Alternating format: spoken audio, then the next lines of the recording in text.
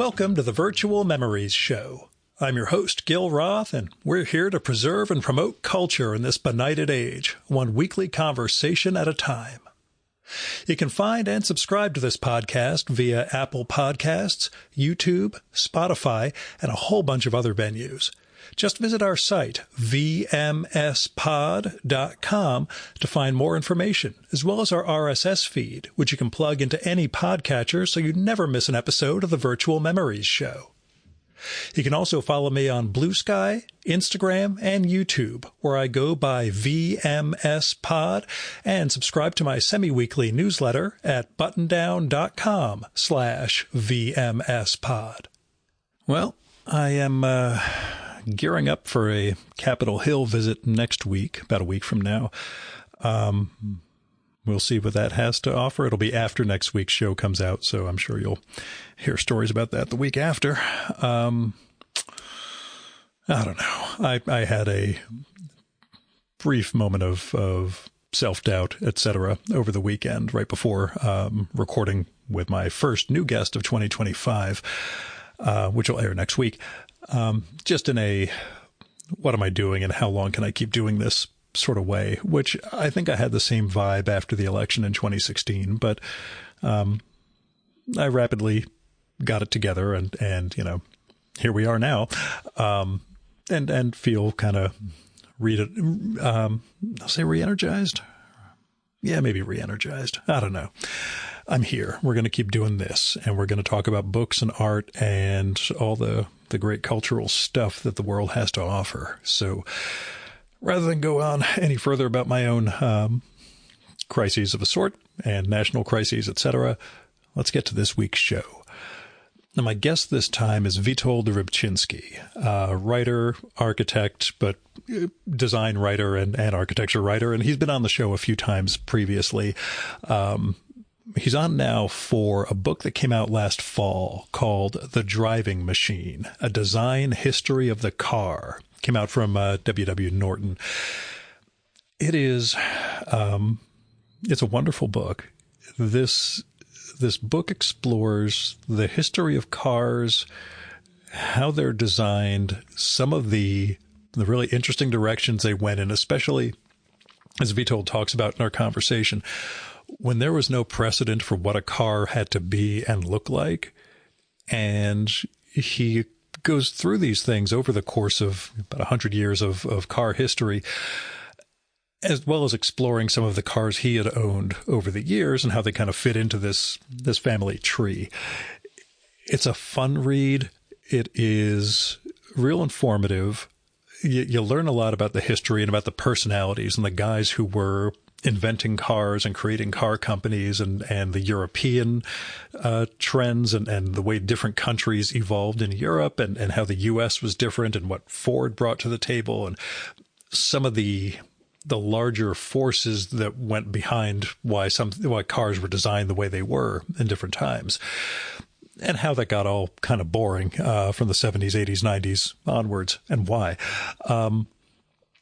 So The Driving Machine, I enjoyed the heck out of. I always enjoy Witold's writing, ever since I discovered him on Slate a couple of decades ago. He brings a thoroughness and thought to what he's doing and a real joy to his prose. He's always a fun read. You're going to learn, but you're going to enjoy the journey along with that. In addition, as we talk about during the episode, which turns into this whole flowering part of the conversation, the book is filled with drawings of cars that he's writing about over the course of the book. Turns out he's the artist who drew them, and we discuss what it means to look at something and draw it and render it for an audience and what you learn in the process of drawing. And I think there's something very important going on there when we get to that part of the conversation that you'll have to get to. It's a long one. It's about a 90-minute conversation, but it's real informative, and there's an awful lot going on in here. So on the strength of that, I want to say Witold and I were supposed to get together for his book, The Story of Architecture, a couple of years ago, but that was around pandemic time, I think, and there was a lot of difficulty in getting face-to-face conversations going and blah, blah, blah. The one other thing I want to mention, this book, like I say, is about the history of cars and Witold's own history with he and his wife, Shirley, and the cars they've owned over the years. Witold's wife died a couple of years ago, and you'll look it up. I'll put a link to this in the show and episode notes, but he did this amazing essay about the homes that they had lived in over the years, and coming from his background as an architect. Again, the way he fuses the personal and the architectural and the way the writing reaches out to you, it's a really beautiful and important essay, I think. The other thing I want to bring up is that this book reminded me in parts, along with that essay about his wife and their homes, of one of my favorite essays of all time, One Road by Donald Hall. It's about how Hall and his wife at the time had a Morris Minor car that belonged to her father that they drove essentially from England across a ferry across the channel and down to Yugoslavia. And it's an essay about the car and about their lives and about a particular time and a place. And there's something in that essay that reverberated with the driving machine for me. So anyway, all I'm saying is the driving machine is a joy to read. You will, I think, enjoy the hell out of it while also getting an appreciation of what's in a car and why it is the way it is. And, what it means to drive well and to drive stylishly. There's a degree of homogenization among cars nowadays, and all the touch screens and everything else that takes you away from the physicality of it all. And Witold really evokes that through the course of the book and what we have and what we've lost over the years. Anyway, I'm prattling on, as you can tell. So go read The Driving Machine, A Design History of the Car by Witold Rybczynski. Now, here's Witold's bio. Witold Rybczynski is an architect and emeritus professor of urbanism at the University of Pennsylvania. He is the author of 22 books, including the best-selling Home, Charleston Fancy, and The Story of Architecture. His writing has appeared in The Atlantic, The New Yorker, and The New York Times. He lives in Philadelphia. And now, the 2025 Virtual Memories Conversation with Witold Rybczynski.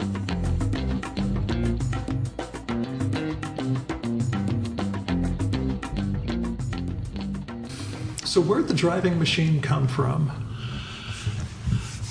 Well, in one way, it was a very banal beginning because, like most writers, I have a file with ideas that I've had for books that I didn't write, and so I was looking at it one day, and I came across one proposal for a book on, I don't remember the title, but it was sort of the people's car, like small cars like the Volkswagen and the Citroën and others, little cars, that Japanese ones. And so, and I had written a blog since then on, it was actually because a friend had bought a Prius. This was a number of years ago. And he took me for a ride, and it sort of made me think of my first car, which was a Volkswagen, and it had this extremely simple dashboard. I mean, basically had sort of 3 instruments and a couple of toggles, and that was it. And this Prius was incredibly complicated, and with it wasn't a touch screen. I guess it was just a kind of video screen, and so I wrote a blog about that, sort of comparing the simplicity of the Volkswagen to this very complicated thing. So I that sort of gave me a beginning, but when I started to write, I discovered that it wasn't going to, the idea of restricting it to this sort of small popular car wasn't really working, because I started to write about Ferdinand Porsche, who designed the Volkswagen, but of course he had other things in his life, and they weren't small cars. He designed racing cars and larger cars, and his first cars were actually an electric car. Was his very first car, And so it seemed like it was too narrow, and that it really would have to be a broader book, not necessarily about every single car that was ever designed. I don't write, for instance, about those early huge American cars, the Duesenbergs and so on, because I don't think I've ever seen one. I've never driven in one or driven one, so they were kind of too far away from me. And the same thing, I didn't write about Italian exotic cars either, because again, they're just too foreign to me. But so I didn't just write about cars that I've owned and driven, but I kind of things that I'd seen that were part of my life. And so I just started to write. There was never an outline. I mean, when I finally did find a publisher, I mean, half the book was already written. So it was the kind of book that just kind of came along and wrote itself. But I did have this idea that cars were, the design of cars was not treated seriously, mainly because cars don't last very long. I mean, they'd last. You can go to a car museum or an antique car show, but basically, a car to see a car on the road, it's got to be like less than 10 years old in most cases. And I mean, as I've gotten older, for instance, there are cars that I used to own that I would see regularly, and now I don't see them at all. I mean, I had a BMW 1600, for example, so for some years, even when I was living here, maybe 20 years ago, I would see one once in a while, and then now they've just disappeared. And so we forget the cars. They're not in our memory at all, unlike, say, buildings, which last a long time.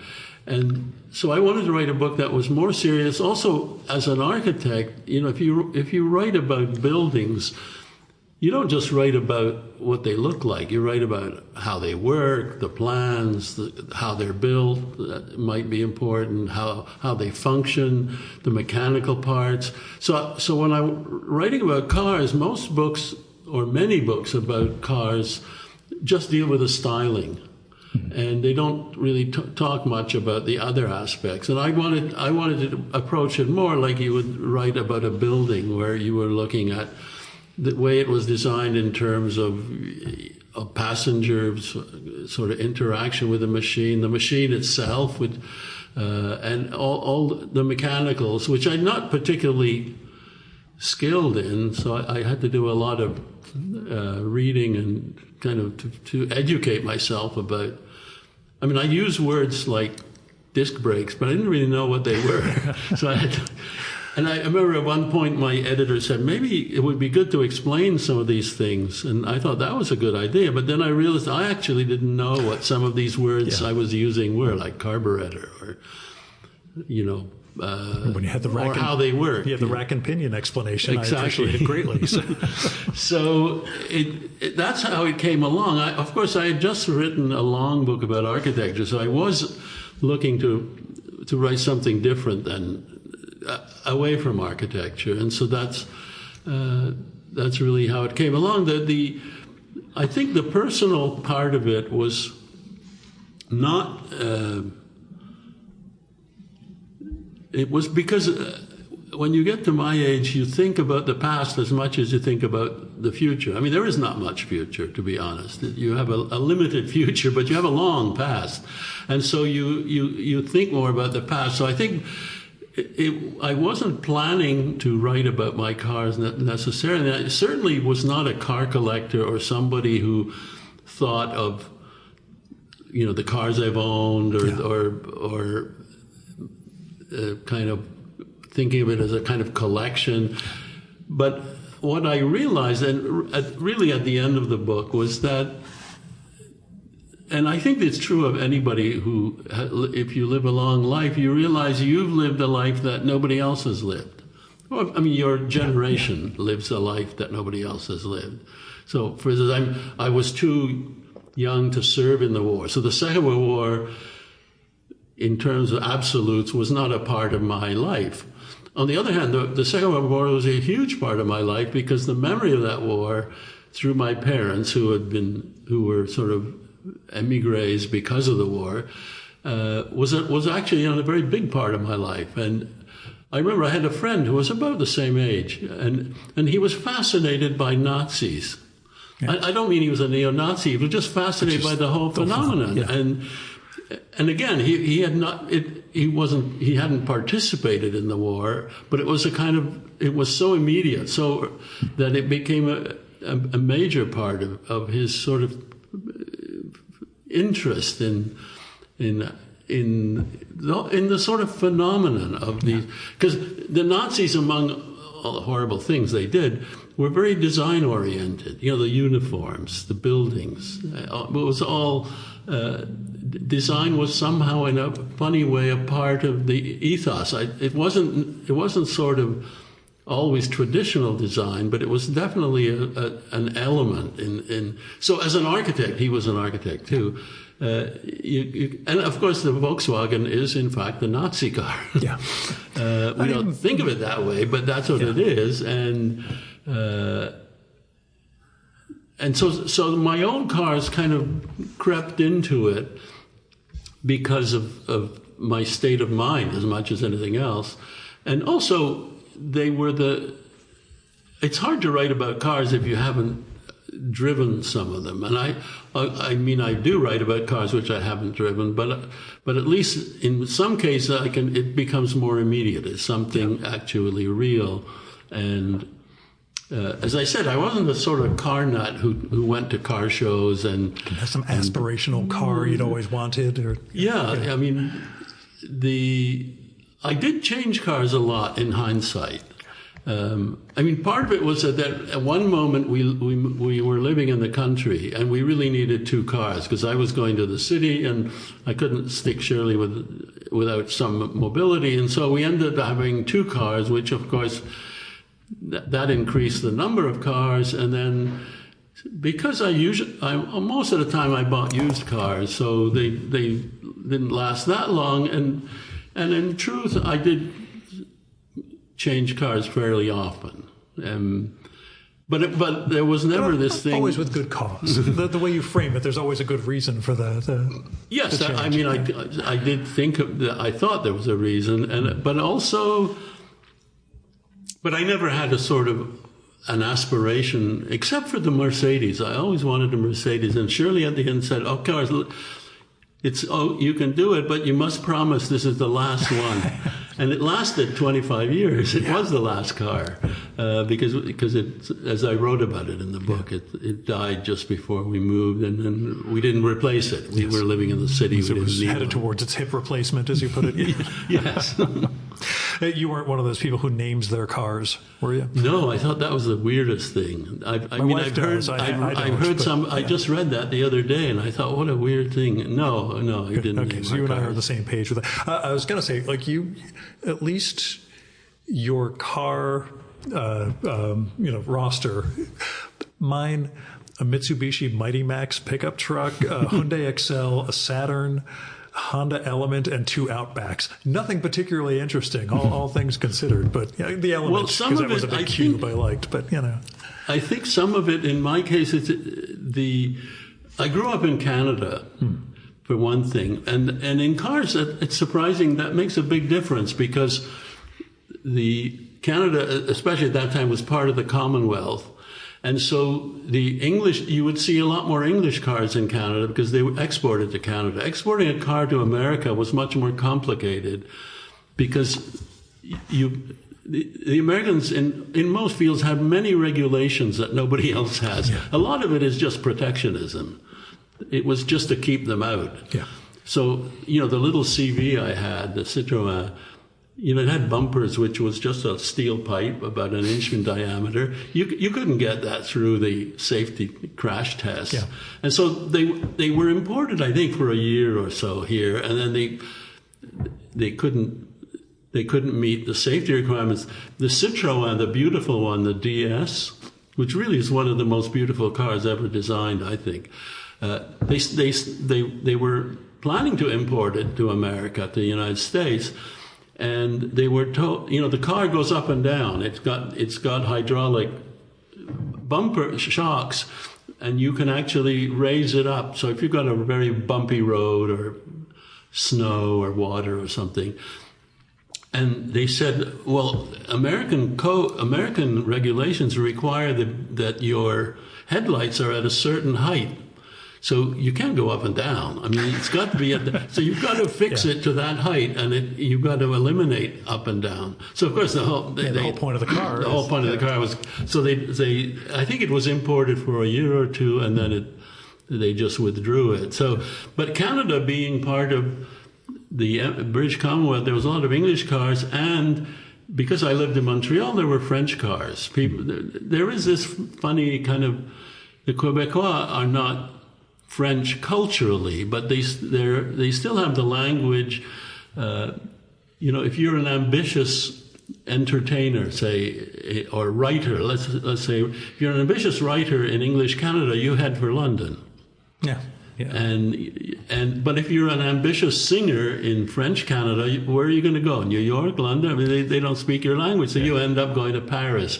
So Paris became much more the metropole for French-speaking Canadians, and consequently, there was, Shirley was one of the first people. I think I mentioned in the book she had a Velo Solex, which was the scooter, the motorized bicycle. It has this funny thing at the front. Again, only the French would come up with this kind of device because it worked as a bicycle. That was the whole beauty of it, is that it was a regular bicycle, but it had this rubber roller that dropped down and then powered the front wheel. And there was a Citroën dealer, and that's how I ended up buying Citroën. But my parents were Poles who were displaced from Poland during the war. They both served in the army. They were in England. And so my father was very Anglophile. So the first two cars in our family, in other words, the first two cars that I came across as a child, were both English. There was a Hillman and I think a Vauxhall. I'm not sure anymore. I always mix them up. And I think there was later on there was a Volkswagen at one point, and again they only had one American car, which was a Canadian. It was called the Acadian, but it was really a Ford. Yeah. Rebranded for Canada, and it was a station wagon because we were building a house. We needed a station wagon, but so. I only actually owned one American car, and it's your GMC. It's you mentioned the GMC, which I liked a lot. It was a nice car, but it would never have occurred to me to buy an American car. They were big, they were kind of ugly, and they were. I remember my friends of our parents who were well off had one of those beautiful Studebakers back in the '60s. Which was a very luxurious car. And so somehow I wasn't, living in Canada with that background, I wasn't particularly attracted to American cars at all. It was, they seemed just, I don't know, there was a kind of automatic, maybe also when I think back on it, so many of my teachers were Europeans.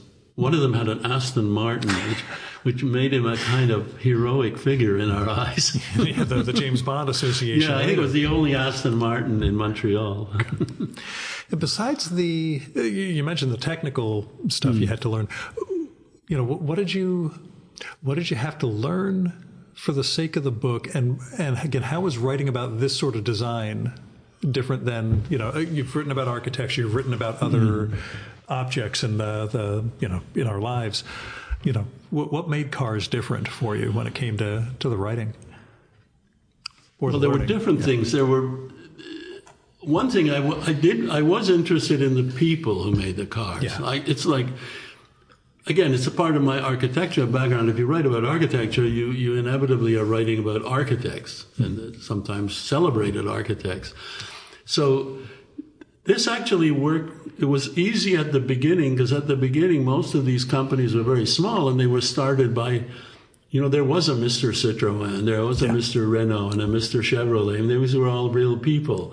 So, and most of them, Ford and Chrysler were both mechanics. And later on, they tended to be engineers. At the beginning, the French tended to be engineers. The French were better educated than the American car pioneers. I'm not sure if that's, but the French and Germans, although Porsche was not an educator, he was a mechanic basically. Yeah. But these, so you could follow the people, and of course, as the industry gets bigger, then that changes, and eventually you got teams of people, and then you've got sort of the big difference, which I was not aware of, but I think it explains the difference between American and European cars, because the car makers were very aware of this right from the beginning, and you realize that in American cars, partly it's the size of the market. If your production is hundreds of thousands of cars, you have to appeal to a lot of people, which means you have to shoot for the sort of median. Whereas the Europeans, no European company in the early days of cars made anything close to that. They made a few thousand cars, so they could appeal to specialists. They could appeal to, I mean, Mercedes, for example, which was, I mean, Benz invented the car, so the company's there right from the beginning. But they never really made cars for the budget buyer. They were always upper end or very upper end, and that was their market, and they didn't have to. So their cars tended to be more expensive. They tended to be handmade. An assembly line didn't make as much sense in Europe because the markets, especially think of originally, they were completely broken up by country. Yeah. And for the longest time, I don't know if it was barriers or just culture, but the French liked French cars. They didn't buy German cars or Italian cars. And the Italians bought Italian cars, and the Germans and the English brought English cars. Like, it was unusual for them not to do that. So it was all these tiny markets. But what I discovered, which there was the size of the market, there was geography, because most of America is flat. The big chunk in the middle is perfectly flat, and because of the gridded system that starts with Jefferson, I think, the roads are just straight. So you don't need fancy handling cars to go straight, but you need a car that's pretty comfortable because the distances are very big. And consequently, you get a large car with a soft ride, but very comfortable, lots of space, which is very different than Europe. Is old roads, curvy, lots of mountains. So you've got your handling is very important. And the other thing, which was a huge difference, which I never had thought about, was that somebody's got to pay for the roads. You know, when the car starts, there are no roads. That's why the Model T is really an off-road vehicle. You see these old movies where they're going through these rutted, but there were very few paved roads. And as car ownership rose, and it was obvious that the states and the federal government eventually would have to build proper roads, paved roads, and then interstates and all of that stuff. So who's going to pay for it, and how do you, I mean, obviously the public has to pay for it, but how are you going to do that? So it seems fair that the drivers should pay for it. I mean, if you don't drive, why should you pay for it? So it should be connected to the car in some way. And in the United States, the system, and I don't know the history of this system, of the choice, but the choice was, we'll tax the gas. We'll put a tax on the gas, so the people who drive more will pay more. And the people who have little cars will use less gas than the people who have big cars. And it'll be very easy to administer because we just add a tax usage. To the gas. So we don't have, it's not an individual thing that you have to, it's not like the income tax.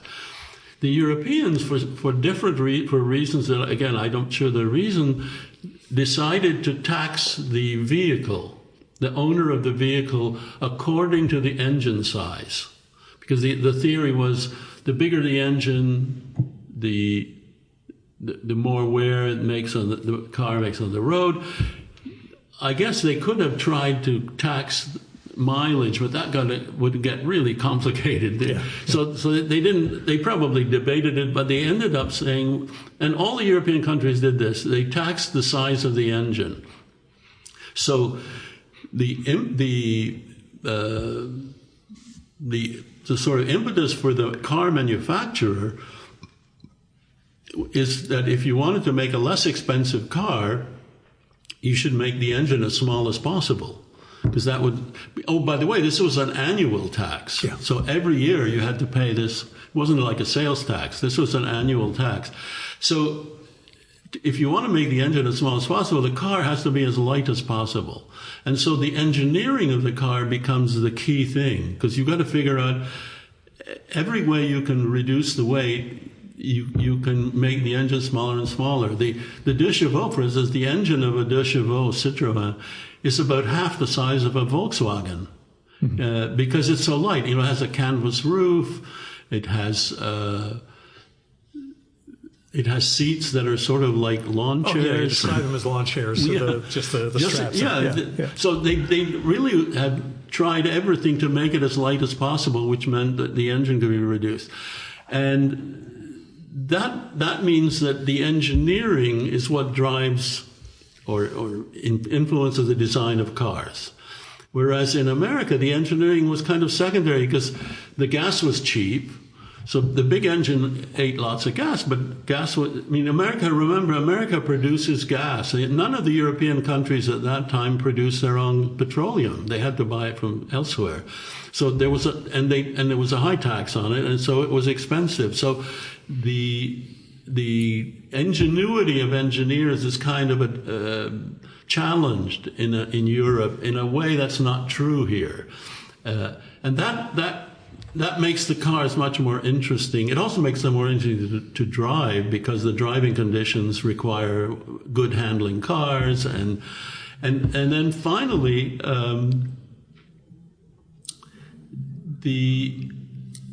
basically all the cars, American and European, at the beginning are designed by engineers, and there's like at the end of the design process, there's a body engineer. He designs the body, but they're all engineers. Yeah. They all have that. And then that changes in America, and it becomes, there's engineering, but then there's styling. And which there is a little bit in Europe, because there are examples of really stylists who come in at the end, but it's all driven by the engineering. You still need to. And what happens, especially driven, I think, by GM most of all, is that they set up a styling department, and eventually this styling department designs all the bodies for all the cars, and the process is that you first design the body. And then the engineers have to figure out how to make a car out of it, which is not the best way to design a car. But that essentially becomes the American approach to car design, whereas the Europeans, it remains driven by engineering much longer. By the 80s and 90s, it starts to break down because of competition from Japan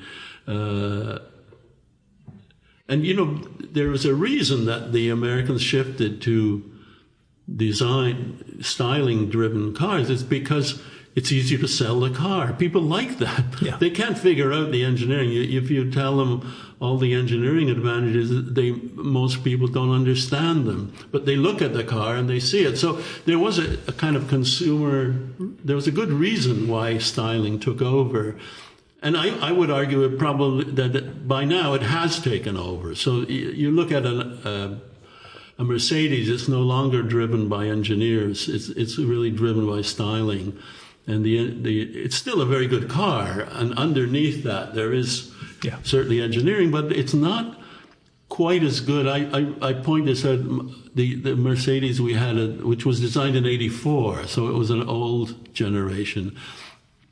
It had, like all cars, two mirrors, rear view mirrors, but they weren't the same. They were different shapes because if you think about it, the driver is not sitting in the middle of the car; he's off center. So the mirror on the left side of the driver is different than the mirror on the far side. The mirror on the far side has to be more square, more vertical, whereas the mirror on the left side is more horizontal because you're trying to see the other lane. Whereas on the right side of the car, there is no lane on the right. You're trying to see what's behind you. So, but only an engineer would design a car with asymmetrical mirrors. No, here everything has to have that symmetry. I might be wrong, but I believe that was the only car ever designed like that. I mean, everybody else just automatically makes the same mirror on each side. And so there were these aspects of that influence design, which was something that I learned as I wrote the book. I think and which make it different than. I mean, there are many things that make cars different. Mainly the one that they move. Buildings don't move, so you don't have this problem of safety and wind resistance and all of that. But I think the short life of cars is important compared to buildings. Otherwise, it's interesting. Arguably, more design hours go into a car than into a building. So even though it only lasts 10 years, because you've got a lot more people working on the car than on a building, and you've got less standardized parts. And so, it takes a big American company takes a couple of years to design a car. Like from the day that the management decides we're going to have a new model of car till the day it comes out, it's about 2 years. Which is longer than most buildings. And so there's an awful lot of thought that goes into it, or should go into it. Compared to buildings, which in some ways buildings are more standardized, and you've got less innovation, particularly at the beginning. The car design is so interesting at the beginning because there are no rules. You can put the engine in the back or the front or the middle, or you can have 3 wheels. There's a sort of interesting 3-wheeled cars, and the Model T, most of us, if we had to, could not drive a Model T. The controls are totally unstandardized because it was the first car, and it was designed with a certain idea of where the controls should be, but it turned out the standard was not that. The standard became different. So it's the second Ford, the Model T, is quite different. That's the standard one. We have a choke, an accelerator, and a brake. And the Model T is kind of weird compared to that because they have, of course, at that point, there are no standardized solutions. Yeah. And Ford was really truly looking at reducing cost and sort of how do I really make a cost in terms of production, simplify everything. And also very concerned about simplifying it for the owner, because his first concept was a car for rural people who didn't have mass transit. Because remember, when the car comes out, America is full of streetcars and interurban cars and omnibuses and all sorts of things, but you don't have them in rural areas. So he thought this will be easiest to sell to farmers and people in small towns. And so it's got to be something that is easy to fix because they're not going to have access to a lot of mechanics and people like that. I mean, if you imagine a farmer stuck in the middle in the Kansas or Iowa or Idaho, he's got to be able to fix it himself. And of course, farmers were self-sufficient mechanically, understood. So he was very concerned about that. In that sense, it's not a very attractive car. It's kind of clunky looking, but it's very thoughtful in terms of its design. Sort of a Swiss Army knife. Very much, yes, yeah. Very good. You mentioned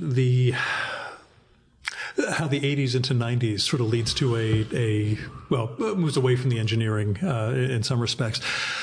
It's something you mentioned in the book that struck me, the way the 90s we'll say, went overboard with computer-aided design and sort of optimizing everything for drag, etc., and you end up with that era of what you call bubble cars, where pretty much everybody was headed towards that a very similar aesthetic or very similar design for what they were building.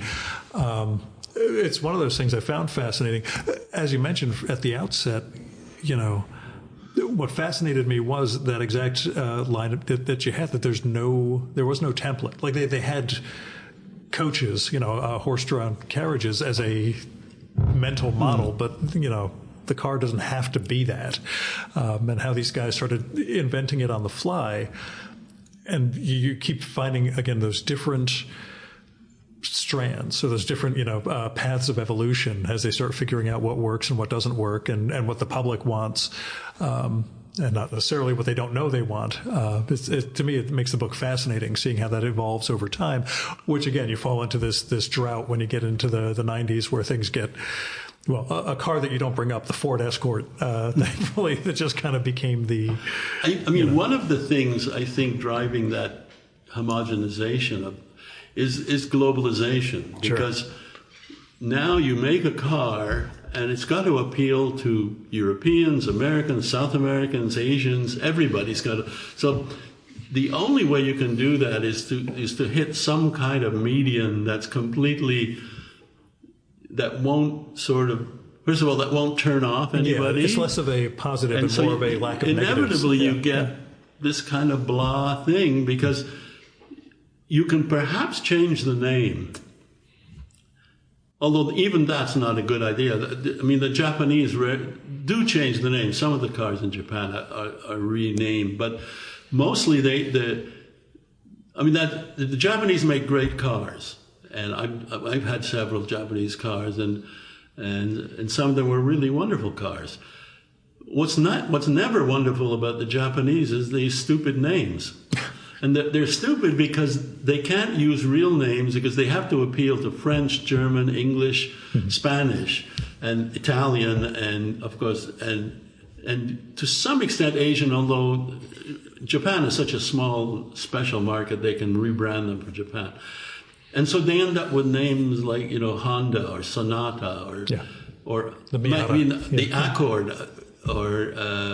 The Accord was the Prelude. The Prelude. It was a wonderful sporty car with a really stupid name. Yeah. And so homogenization has a big effect, because when the French made a car, especially pre-1980, it only had to appeal to Frenchmen.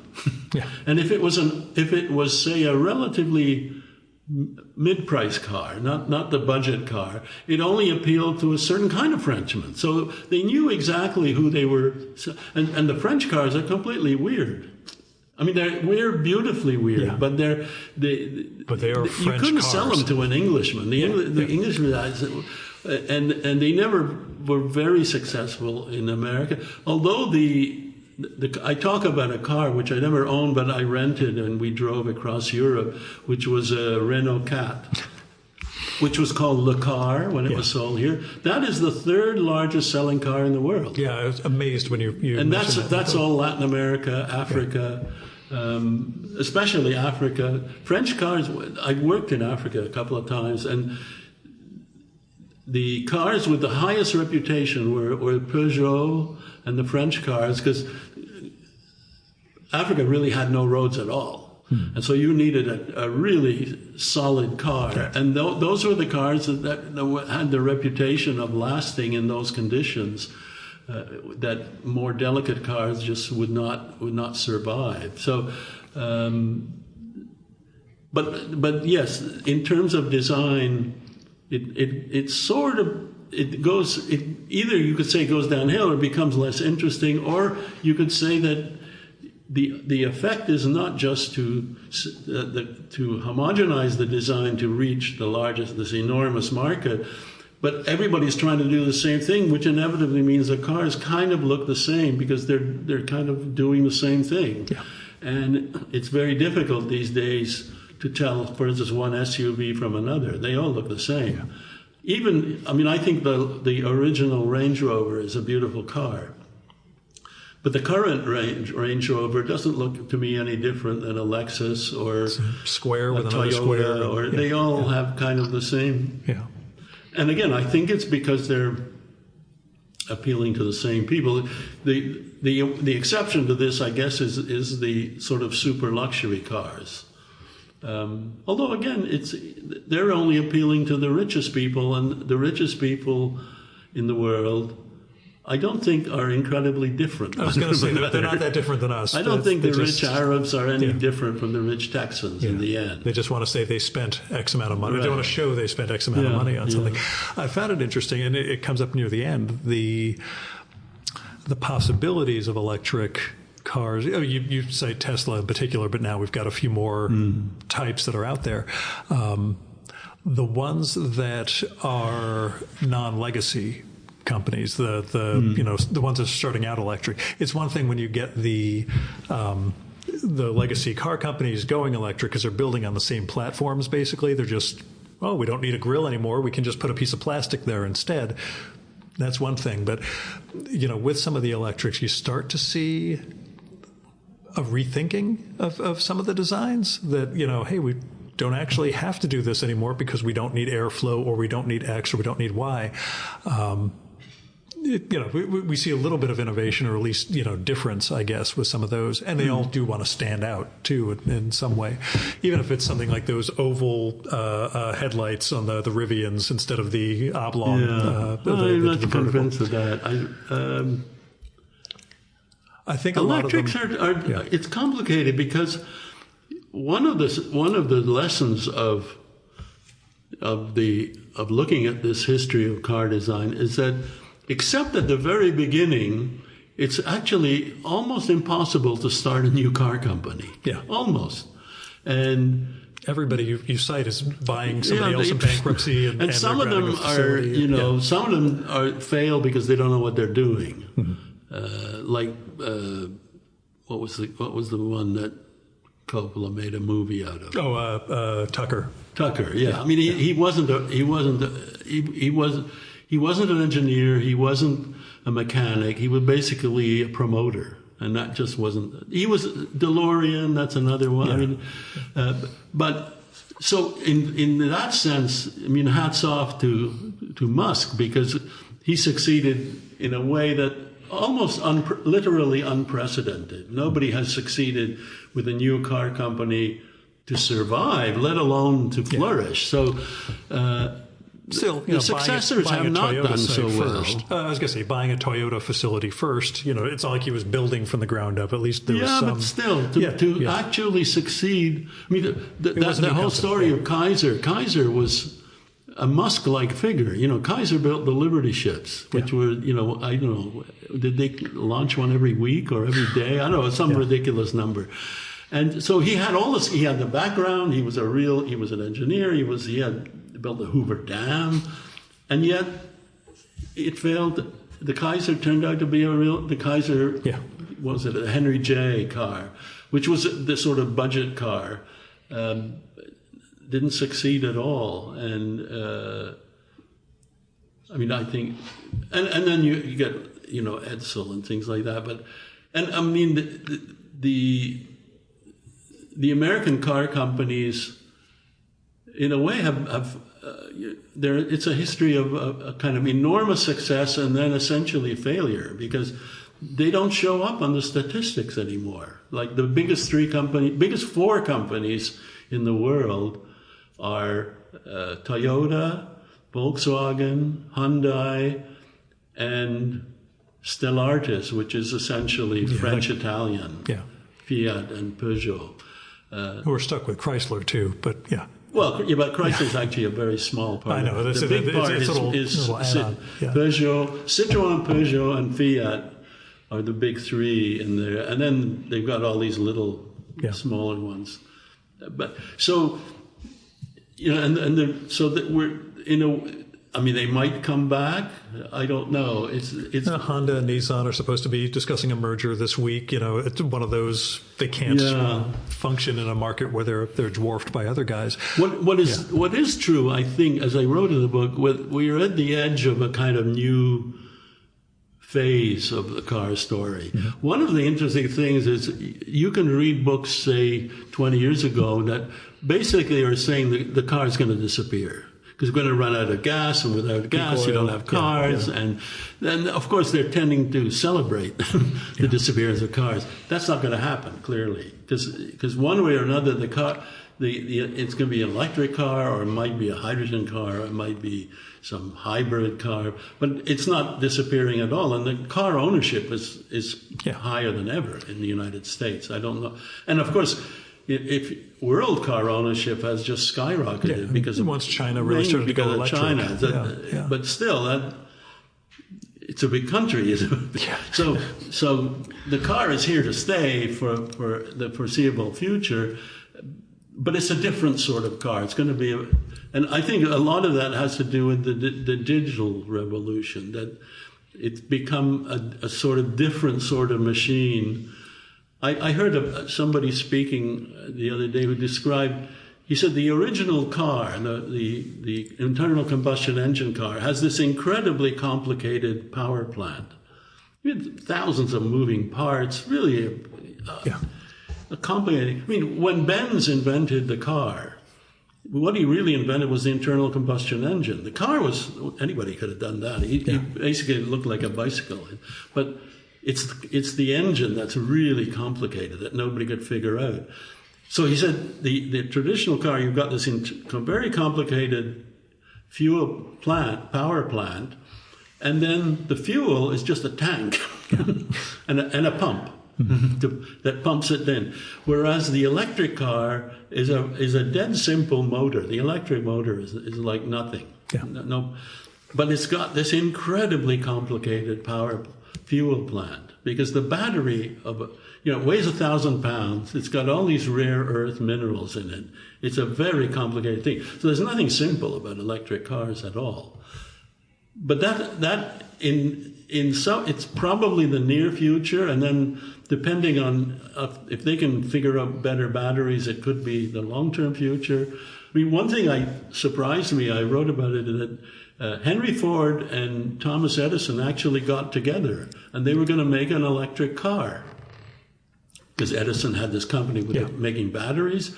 And I quote, Ford was interviewed, and he said, yes, we're working together and we're optimistic, but we've got to solve the battery problem because it's awfully heavy. Yeah. And a year later, it was over. It was. But even today, they're still very heavy. No, it's still and whenever one gets into an accident, that fire does not go out. They have to. So But the digital aspect, the software that goes into it is I think, is truly revolutionary in the way that probably what the assembly line was. I mean, it's a complete change. It's not one that appeals to me particularly. I mean, I've never felt unsafe in a car, and so all these safety features to me are like unnecessary extras. But then again, I don't think the world's going to end either. And if you're the young generation that grows up with global warming and then all these threats, maybe they do worry about all those things. I mean, I've never had trouble backing into a parking space. It's nice to have that stuff, but I never hit a car backing into space. I never think to look. This is the first car I have with one of those rear view cameras, and it's always an afterthought. Oh yeah, I have that too. Meanwhile, I'm already looking over the back of the. All these safety features. I don't think it's just kind of stuff that they've added on needlessly. I mean, if you couldn't sell it, it wouldn't be there, because if people didn't enjoy all those cameras, why put them in? It's just extra money. Yeah. So I think there's a consumer side, and also when you read the history of cars, is people get the cars they want. If they don't want it, it goes away. If you don't want an Edsel, it goes away. So it's the idea that you can force people to buy a car. I mean, that's a kind of socialist idea that you can't. I mean, if people like it, they'll buy it. If they don't like it, That's it. Your company just went out. So everything that you see in a car ultimately is there because that's what people want. And because I mentioned this, Nash, I think it was Nash, introduced seat belts back in the 49, I think, and as a standard feature, because people were aware now of safety. There was a lot of people, a lot of those early pioneers died in car accidents. Yeah, you said a few of those. Yeah. Safety was an issue. And people hated them. People would take the car back to the dealer and say, "Take this thing out. I don't like it." And eventually, the dealers, told Nash, these people don't hate these things. Just take them out because we keep having to do it. Yeah. And so they removed them. Maybe it was an option, but it was not a standard thing anymore. And it was just way too early. And so what people like or don't like is really key in the car, which is a big difference with architecture. Yeah. Architecture, the building's there, you sort of get to, you've got to get to like it because it's not going away. And there's a little bit of consumer, people like shopping malls, so you get more shopping malls. But basically, the consumer doesn't play a big role in architectural design. Architects, when I was a student, say, or 30, 40 years ago, architects were always talking about post-occupancy surveys. That was a big thing. Mm-hmm. We've got to figure out how people use the building to meet. Nobody does that. Yeah. It costs too much. What are you going to change after? And then the worst thing is if you're the owner and I do a post-occupancy survey and it turns out there's all these things people don't like, I don't want to tell you that. I mean, you just get upset and you say, you paid me all this money and all you got was a building that people don't. So it's kind of nobody was interested in doing these post-occupancy surveys. It died as an idea. It sort of hung around universities for a while, but it was not. Whereas with cars, it really was driven by the thing. Is really yeah. Now, tell me, you don't have a car now. No. You live in the city, so you're not out on the road. But I use cars a lot because I use Uber. Yeah, so I'm in a car. You get car fare or car service. How has that changed your either experience or understanding of what's on the road nowadays? Well, it's funny because I think I mentioned in the book, Shirley used to say, what would be really nice, and this was a complete pipe dream, would be to have a chauffeur. And then if you wanted, you just call up, I say, I want to go somewhere, and then he would come with the car and take you there and take care of the car and do all that stuff, washing. And it would have been but Uber is a kind of like that because you don't have to take care of the car. You don't have to wash it. You don't have to car insurance, all that stuff. Maintenance, and also you don't have to park the car. That's taken care of, and you don't have to worry about where you're going, because of the digital map. So GPS. So it's really wonderful. And now when I go with friends, one is I find you get somewhere and then you spend 5 minutes looking for a parking spot. And that was me today. That's why I was late for that habit because with Uber they take you to the door and you get out and you're there. And then the other thing was if you're going somewhere where you're not sure where it is, like that becomes a whole thing. I don't know. I guess theoretically everybody has GPS now in their cars, so theoretically it shouldn't be a problem, but it still seems to be a problem. Try to send me into the alley behind your building instead of you use front Lyft. entrance. No, I was driving. My GPS tried putting me in the back of your building. Well, that's funny because I used to use Lyft, and I had to switch to Uber because Lyft always takes your address number as that had the address in the back, and you couldn't change it. Yeah, it kept telling me to make a left turn. I'm like, I am not turning down that little alleyway. Yeah, isn't that strange? Yeah, it's weird, but But so actually, then it wasn't Lyft's fault. It was just the fault of whoever mapped out that the map thing. Yeah. But when it comes to both the car experience and observing what's out on the road, do you find are you still looking when you're out of the world now? Well, when I was writing the book, I guess I became a little more aware of cars. I tend to read, if there's an article in the paper about cars, I'll read it, which maybe I wasn't going to do so much of it anymore. I'm not particularly attracted to any of the cars that I see.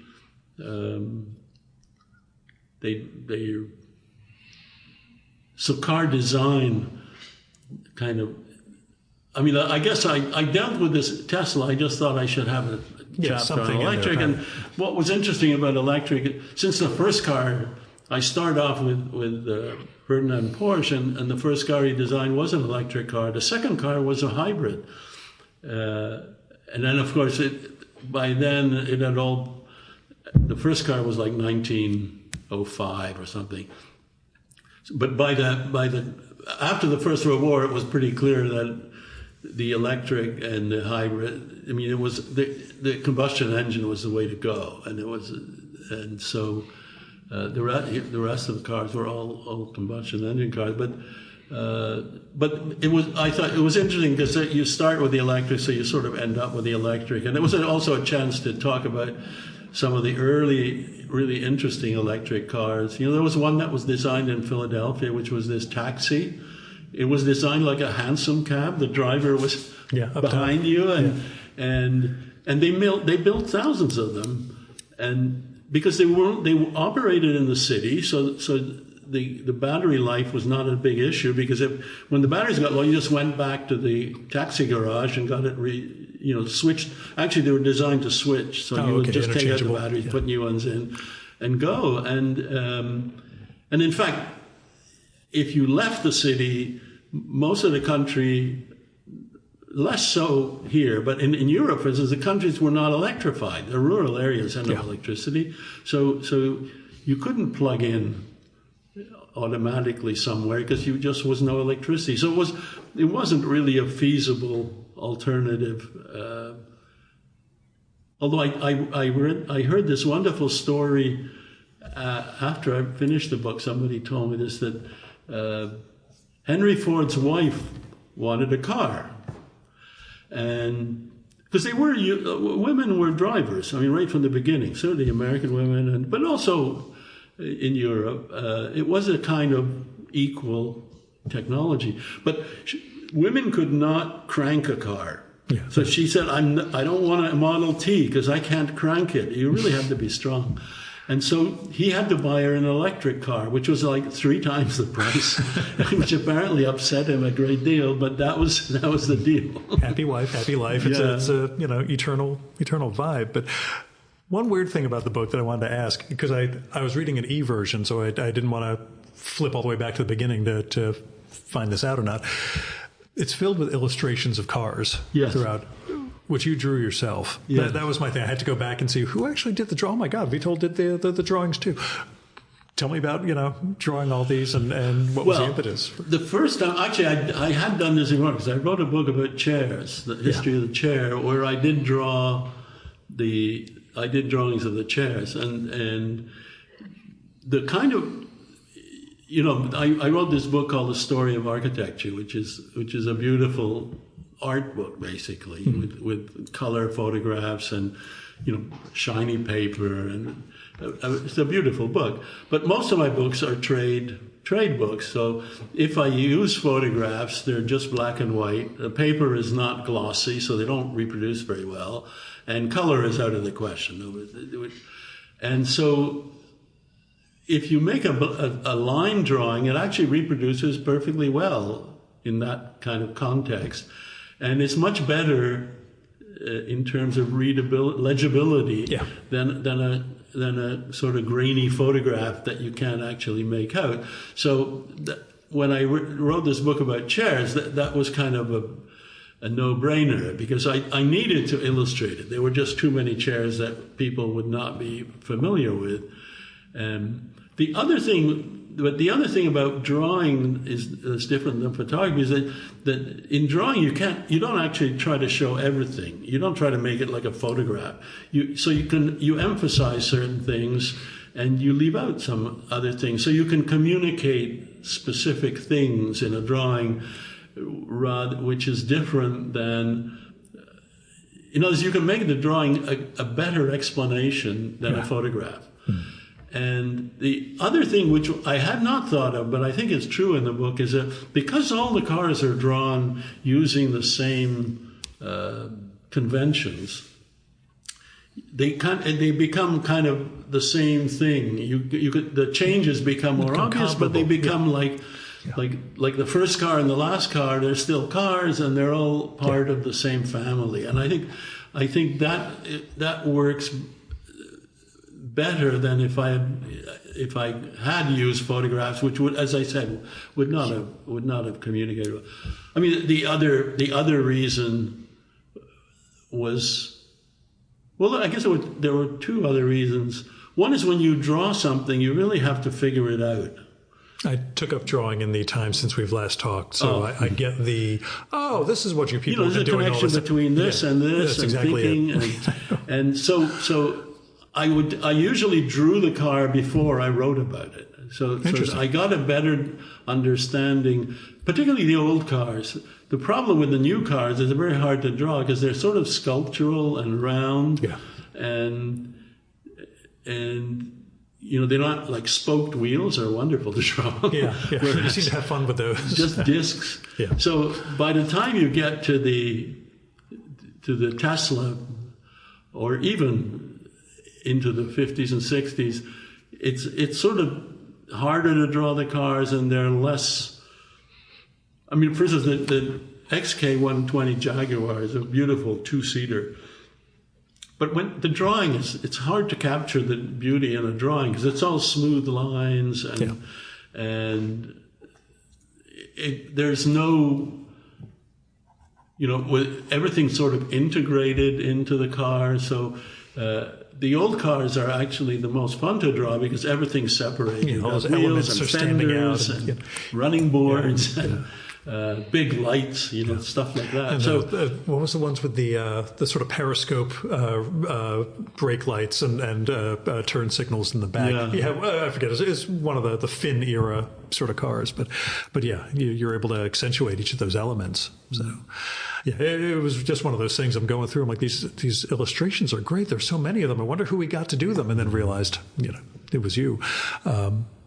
Challenge, or have you been keeping up with drawing all these years, or is it the sort of thing you don't really lose? I have. On the one hand, like all architects, especially of my generation, you had to learn how to draw. And when I studied architecture, no longer true in most schools, we had a life class, which with a model, I think once a week, probably for 2 years. And it was usually charcoal. You just got a piece of charcoal and big white sheets.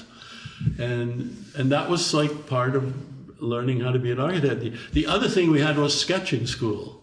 So 2 summers, you had to take 2, it was a 6-year program in those days. So twice you had to take a sketching school, and they would they would take you to a different town each time, and you would spend, I'm trying to find out, 1 week or 2, I can't remember, just sketching the town, the place. And then again, it was not like a course. It wasn't about learning how to sketch. It was like, because you basically can't teach anybody to draw. You can only draw and learn how to draw. But teaching is like, how do you teach somebody to ride a bicycle? It's not.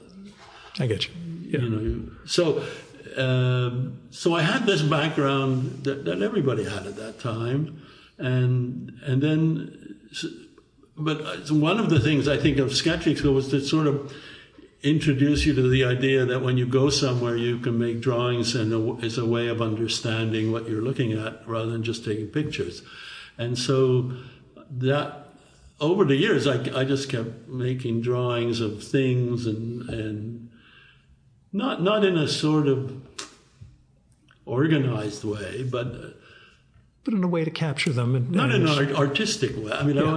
it wasn't art. It was just drawing, and I didn't really connect it with writing. And I guess the Charleston book did have some drawings of the groups of houses, and I think that was one of the first. Oh no, actually no, there were some bits and pieces, but I never sort of figured that of making drawings that were part of the book, and I think that was. The chair book was the first one. I'm trying to do an architecture book like that now, and it's much more difficult because the buildings they're big. Yeah, and you want to get all the elements that you're like. You can if you want to make just one drawing. I mean, they have inside and outside, and I didn't make drawings, for instance, of the inside of cars. No, it's all exteriors. Which you could, but. Yeah. Whereas with buildings, they're complicated, and again with modern buildings tend to be more challenging because there's kind of less stuff going on. So, and glass is sort of hard to draw. It's just a thing. And so it's. But I don't know. We'll see how it works out. But it also, I guess, it's also a way of going back to your youth in a way of because when I started as an architect, architecture and drawing was the same thing. I mean that you had to make drawings of things. You had to build something. You had to make construction drawings, but construction drawings are actually just as much drawing, especially if you're doing them by hand, as a sketch.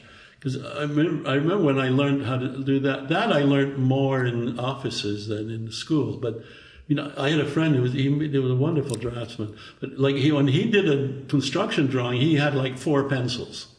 Yeah. He had a pencil a very hard pencil just for making dimension lines. And then he had an extremely soft pencil for making, I don't even know what they're called. When you have a dimension line, you have a slash through part. Anyway, he was so sort of picky about it that he used 4 pencils to do, and it's not. It's interesting because it's not an abstract thing. If you're on a building site and it's raining and you've got this fucking huge sheet of paper and you have to figure it out, if it's drawn well so that it kind of pops out at you, that's a big difference.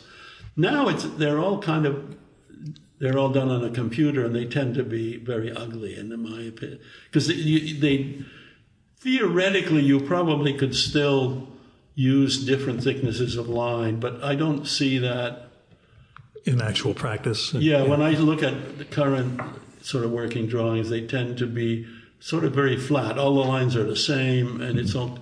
I guess it comes out of a program. Engineering drawings tend to be pretty ugly. I mean, engineers don't have much aesthetic sense. So my guess is that if the business for a company making the software, the engineering business is this big, and the architecture business, little tiny bits, so they're not trying to design it for architect; they're designing it for Boeing. My guess is that Boeing, certainly historically, engineering drawings were always sort of very schematic looking, whereas architecture drawings, because they had to show much more, you had to show all these different materials and how they fit together, and wood and concrete and steel, and so graphically, you've got this whole language of how do you show concrete and how do you show wood and brick, and so it was a different problem. So drawing was always a big part of my life, I guess, one way or another, either professionally or later just. But I went through this long period of designing houses. I don't know if I thought I was going to build a house for myself. This is 20 years ago. Not, we were living in a house. Yeah. But I kept designing it was going to be like the perfect house to retire in. I don't know. I didn't have a site. I wasn't, but it was also an excuse to draw, just to keep drawing. So I don't know if there's an analogous activity that's associated with your youth or young adulthood that kind of connects you to it. I'm not sure, because that's what it is, I think, for me. But I can't think of too many other things like that. It would seem that it engages, as you were saying, the brain and the hand, in a way that, like learning languages, those things should come back to you, because they're ingrained inside. To me, there were stretches where I didn't draw for a bit. And again, I only started a few years ago, but just having a pen in my hand, the feel of the weight of the brush pen, and the crook of my fingers was just okay, I know exactly what I'm doing. I want to draw X, Y, and Z. This is how I'm going to do it. I think that sensory memory is probably tied into the cognitive aspect of it all. It's an extremely complicated sort of thing. It's much more complicated than writing in the sense that it really doesn't. There is a difference if you're writing longhand or typing, I guess. Yeah. But it's not a huge difference. Whereas if you're drawing, you've got the hand is doing one thing, and then the eyes are doing one thing, but the eyes are connected to the brain. So it's not we talk about sight, but it's really it's a part of your brain. And so your brain is doing something, then you're trying to sort of look at something, and at the same time you're drawing it, and then pretty soon the drawing has its own requirements, because the drawing it pushes you in some directions, or even you might discover something in the drawing that you hadn't realized before. So this thing is very complicated and kind of satisfying in a way, and I think I know that after you draw something, you've integrated it in a way that's different than if you just thought about it. Or took a picture on your phone or something. Took a picture, it becomes a part of your brain in some way, or it becomes, I've noticed if I really want to remember a name, I'll write it down. I have to write a name down, or I forget it instantly if I'm on the phone. But when you write it down, it somehow sinks in more. Yeah. Totally. I do want to ask, since you mentioned that you're working on something, I will ask without jinxing it, what are you working on? It's a book about architecture. I wrote this large book, which was the story of architecture, which is a history from beginning to present day.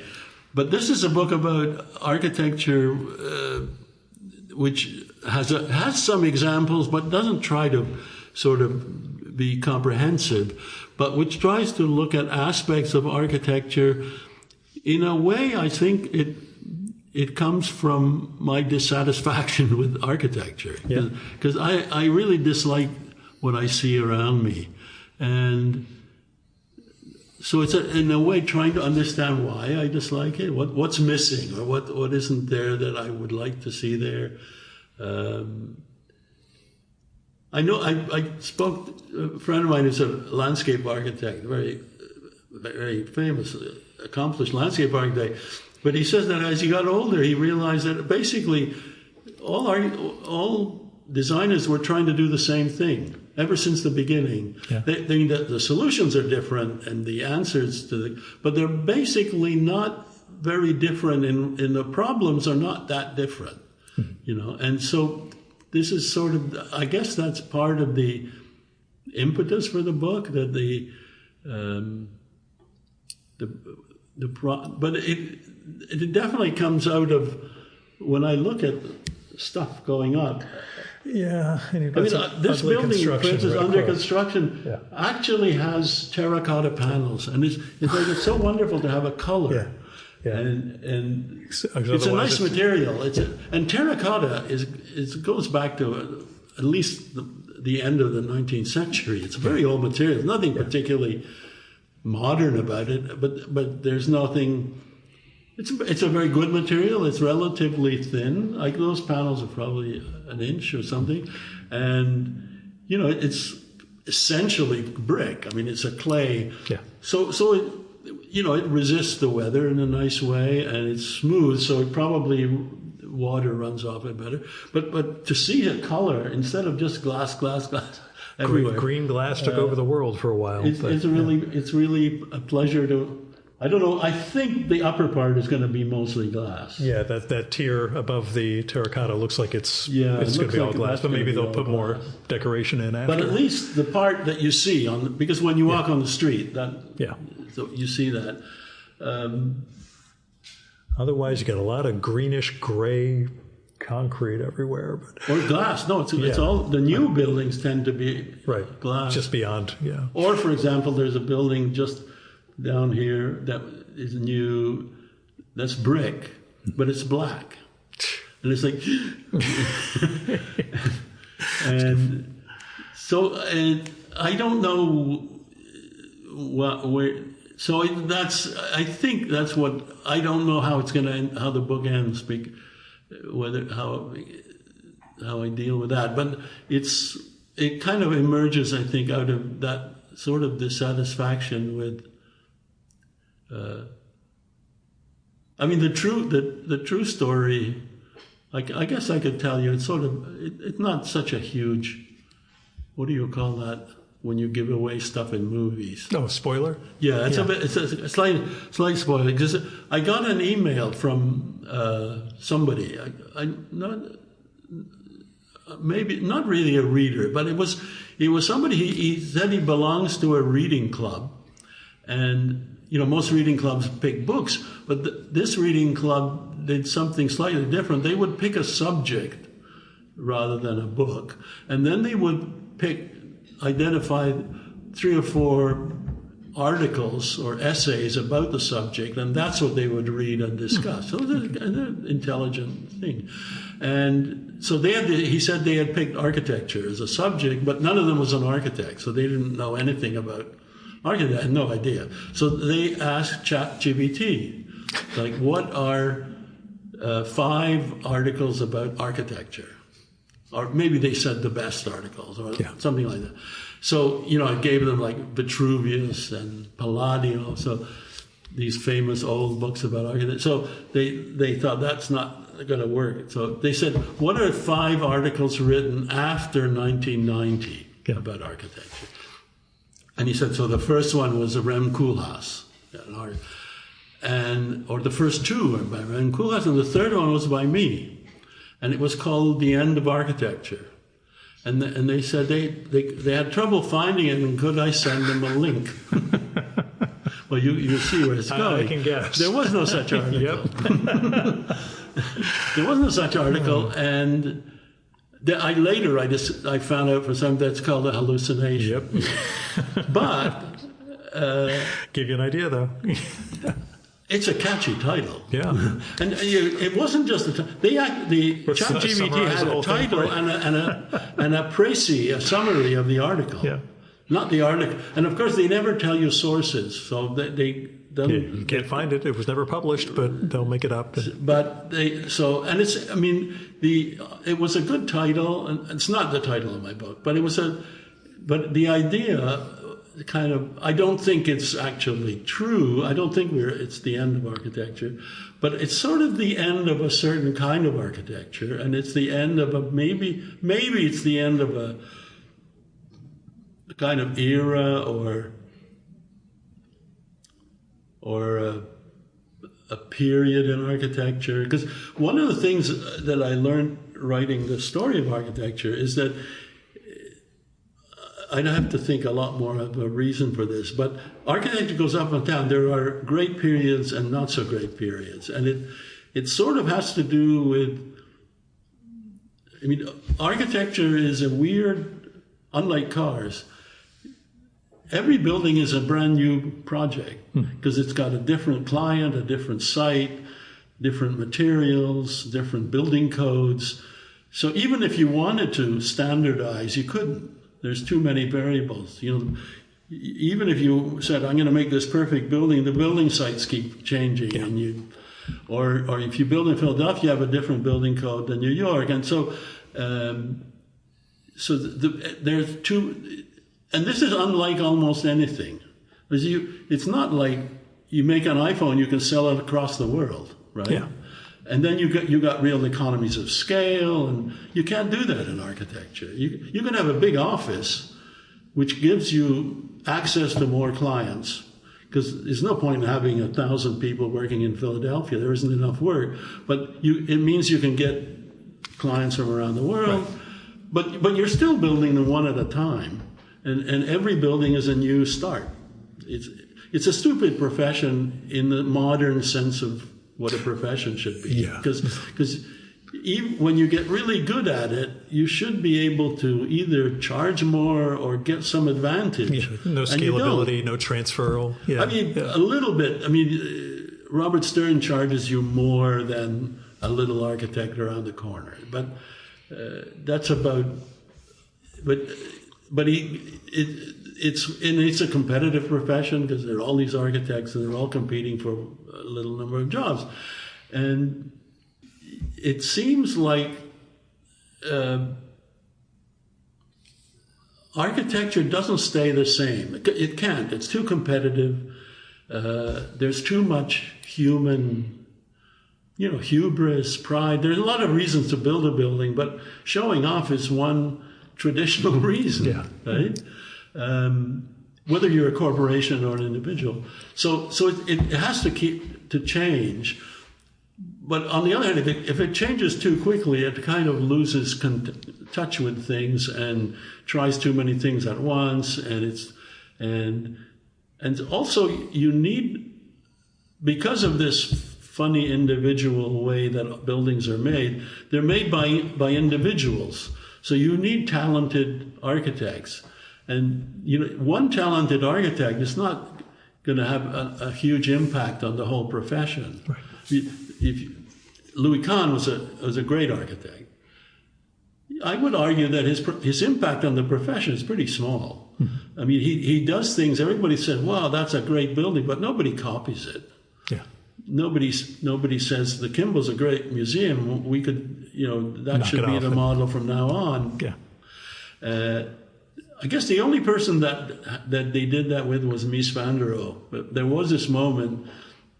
You're probably too young, but certainly when I was coming up, his influence on office buildings was total. Everybody built the way he built. That was the way you built a good office building. You changed proportions and materials, but basically that was, and for maybe a decade, SOM was adopted the style that he had developed, and he adopted it. And it didn't matter if it was an apartment building, an office building, they all looked the same. In a sense.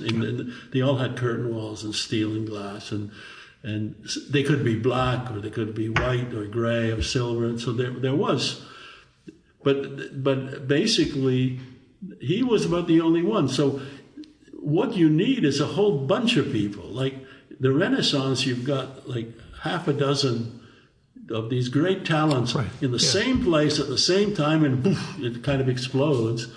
And the same thing happens with early modernism. You've got these architects in Vienna and Berlin and Germany and to some extent in Paris, but they're interacting, they're corresponding, they work in the same places when they're young, and it kind of, there's a kind of momentum there. Right. But that of course doesn't, and you've got clients. I don't know if it was mostly Jews, but certainly many Jews who are willing to hire them, who are interested in this new thing, their new ideas, and are willing to hire them, and so they build things. And So these pieces all have to come together. I mean, and it isn't automatic that they come together, and they don't. It's not like every generation that happens. Yeah. And so there is a kind of up and down, and there's I've been reading about Frank Furness, for instance, in Philadelphia. He's a great architect in many ways. His problem was, one, he was in Philadelphia, which was a sort of provincial city, and he came along at the wrong time. He was right in that sort of dead period of American architecture, because, later on you get Richardson, and then especially McKim, Mead and White, and there's this great renaissance of American architecture. But he's before then, and so he's doing kind of Gothic. He's trying to make Gothic more creative. He's got this terrific imagination, but he's all alone, and he's unable to really take it anywhere. And so he does these little banks. They're beautiful. But then, as architects do, he gets bigger and bigger projects, and the bigger projects are not very good. They're big.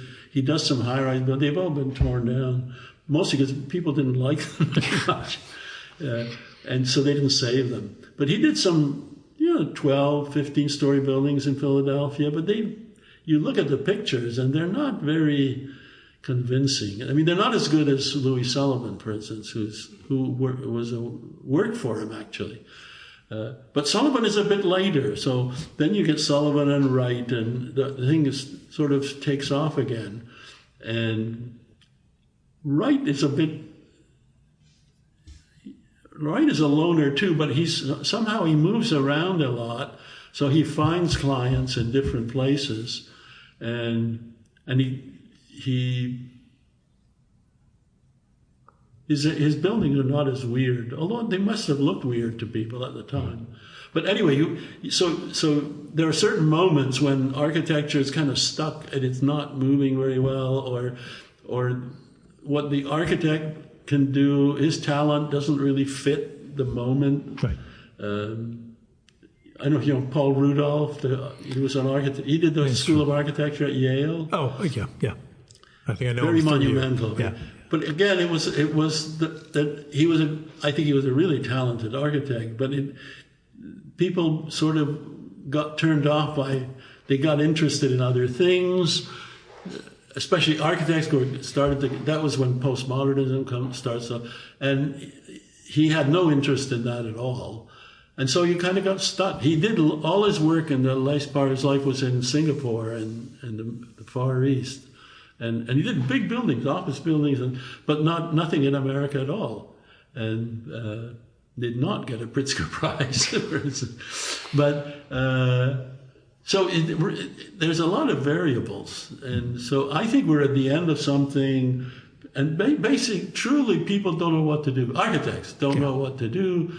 The clients sort of, there's hardly any more architecture critics. And, when I was growing up, you had the New York Times had one, the Post had one, Time Magazine had one. I'm not sure. I think Newsweek had their own critic, the Journal. So there were all these, the New Yorker, all these people. And I think my guess is that the reason we don't have them today is the public isn't interested. Yeah. And the magazine editors know that. So why should they have somebody if the public isn't really interested? So all those places I mentioned, none of them have. The Journal is the last one that has an architecture critic, but none of the others. And I think that reflects, people are interested in movies, they're interested in technology, books, certainly technology, but not so much in architecture. It's not, at least here. I'm not sure if that's necessarily true around the world. But I will say they're interested in cars, which may make the driving machine a success. So we'll see. Yeah, it hasn't been reviewed as much as I had hoped, and I'll ditch some people. I'll make some pushes. No, I don't.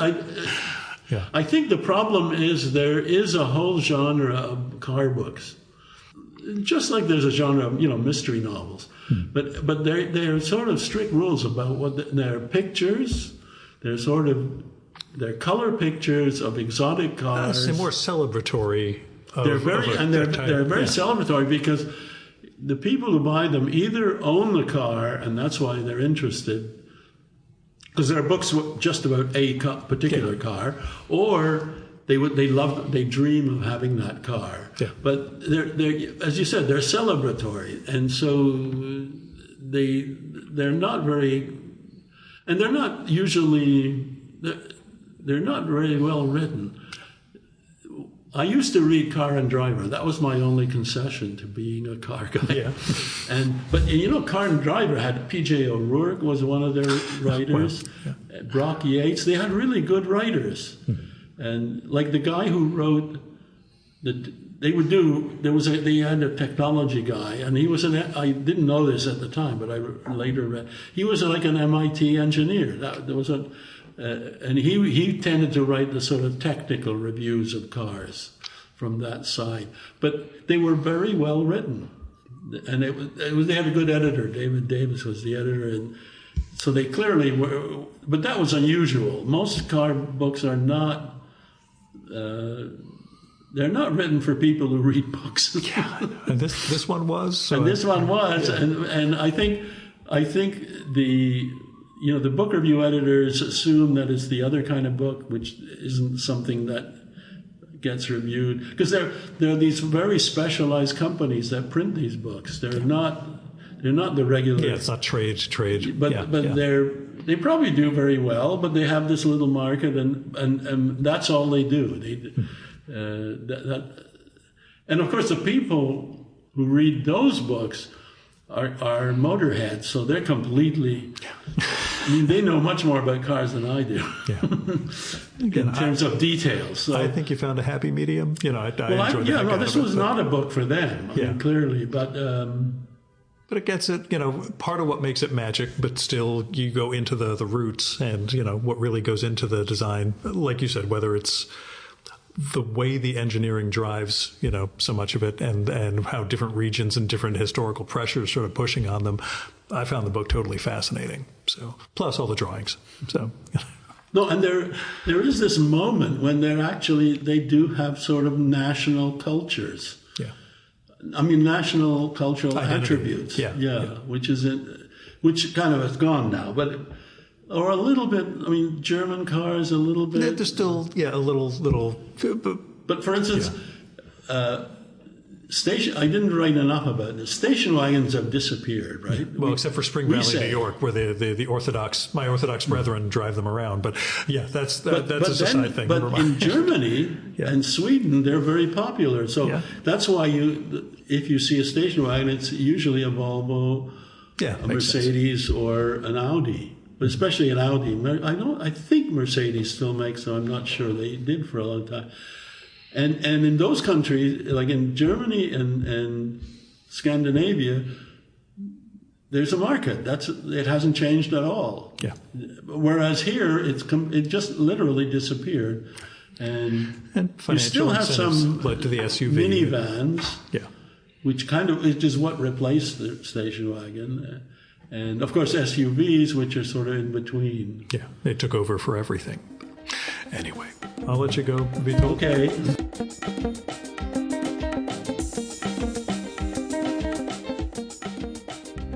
And that was Witold Rybczynski.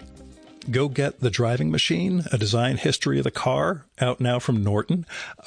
Trust me, it's really, really good. You'll enjoy the hell out of it.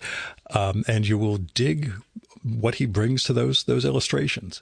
You should also get The Story of Architecture, along with Witold's other books on design and such, like Home, Charleston Fancy, How Architecture Works, which I think is the first book he and I connected to record about. And like I said, I find his writing accessible, informative, and just a blast to read. I feel like I'm learning and that I'm in the company of somebody who wants to share his enthusiasm for something with you. And I am glad we got into that discussion about drawing and seeing, because I really think it's of a piece with the thoroughness and joy that he brings to his stuff. Anyway, his website, which has some great blog posts that you need to check out, including a takedown of the Brutalist, along with his books, essays, interviews, and more. It's WitoldRybczynski.com. And I would spell that out for you, but come on, let's just agree that I link to it in the show and episode notes for this one. Thanks for listening to the Virtual Memories Show. You can support this podcast by telling other people about it. There's no better way to build an audience than through word of mouth. Also, visit Apple's podcast page for us and leave a rating and review. Every little bit helps, you know?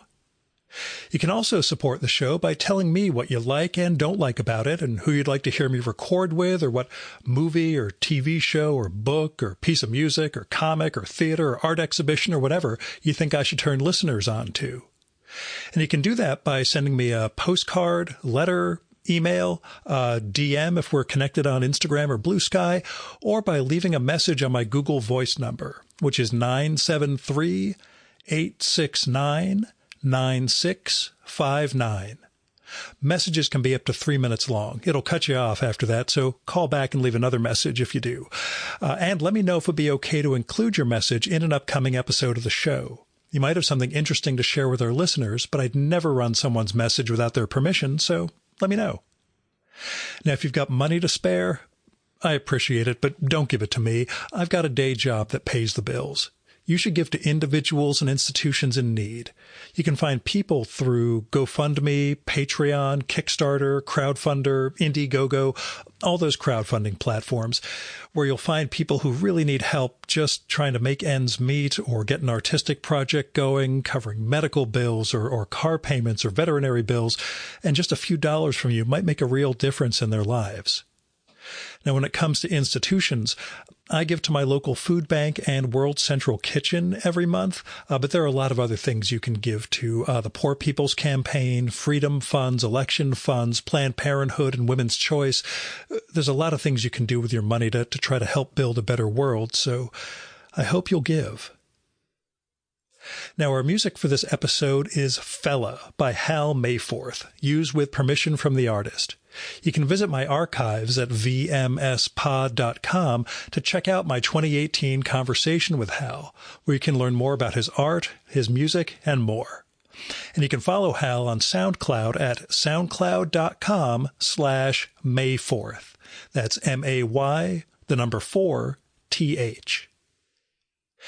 And that's it for this week's episode. Thank you so much for listening. I'll be back next week with another great conversation. You can subscribe to the Virtual Memories Show and download all our past episodes at Apple Podcasts and other podcast sources. And you can find all my episodes and sign up for the Virtual Memories Show newsletter at vmspod.com. And I'm also on Blue Sky and Instagram and YouTube as vmspod. You've been listening to the Virtual Memories Show. I'm your host, Gil Roth. Keep reading, keep making art, and keep the conversation going.